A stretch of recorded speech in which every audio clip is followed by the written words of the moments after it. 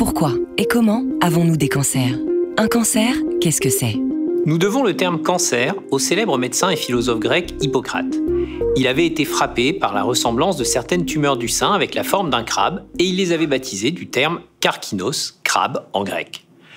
Aujourd'hui, le mot de cancer est utilisé de façon générique pour désigner un vaste groupe de maladies. Elles peuvent affecter n'importe quelle partie de l'organisme, mais elles sont aussi appelées tumeurs malignes ou néoplasies. Les tumeurs sont constituées par une prolifération rapide de cellules anormales, des cellules qui échappent au contrôle naturel de l'organisme, qui échappent à sa régulation. Et selon l'organe dans lequel elles prennent naissance, selon leur façon d'évoluer, les tumeurs sont toutes différentes les unes des autres. Elles vont donc entraîner des manifestations, des maladies différentes. Il n'y a pas un cancer, mais des cancers. Pourquoi les cancers surviennent-ils?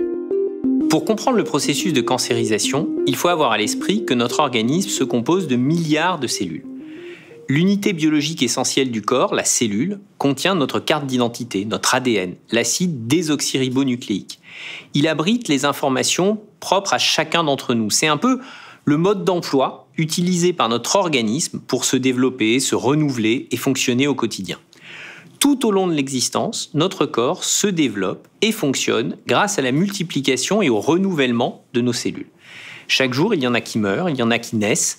Et l'ADN, lui, il va être sujet à des mutations qui vont être dues au fonctionnement imparfait de nos cellules ou à leur agression par des toxiques.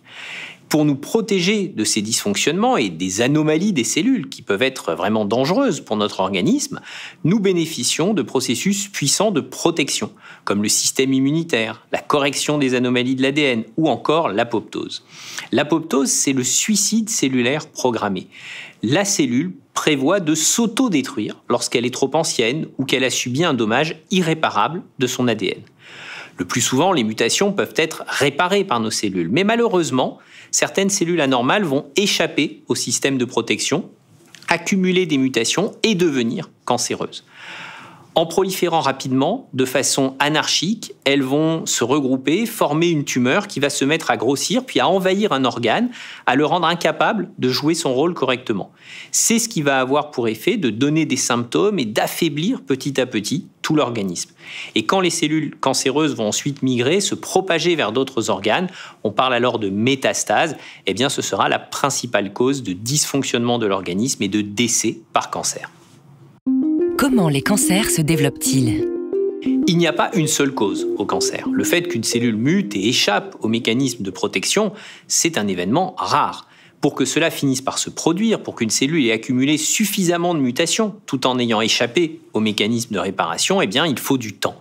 Alors si dans l'absolu ce risque est vraiment très faible, eh bien, au fil des années, les multiplications successives de nos cellules, leur exposition à de nombreux toxiques vont se répéter. Et comme de plus, nos mécanismes de protection vont s'affaiblir avec le temps. Plus nous vivons vieux, plus le risque que ce phénomène survienne augmente. C'est pourquoi le vieillissement joue un rôle majeur dans la survenue des cancers. S'ils peuvent apparaître à tout âge, les cancers sont vraiment plus fréquents à partir de 60 ans. La probabilité de mutation augmente aussi considérablement lorsque nos cellules vont être confrontées à des toxiques en quantité à tel point qu'elles n'arrivent plus à s'en défendre et de façon répétée. Là encore, les mutations vont être plus fréquentes. Et même s'il faudra du temps avant qu'un cancer se développe, eh bien, sa survenue sera beaucoup plus probable. C'est ce qui se passe lorsque nous exposons notre organisme à des facteurs de risque de cancer en lien avec nos comportements, avec nos habitudes de vie, comme par exemple la consommation du tabac, la consommation d'alcool, la mauvaise alimentation ou encore le manque d'activité physique. Cela constitue une cause très importante puisque chaque année en France, près de la moitié des cancers sont attribuables à ces facteurs de risque.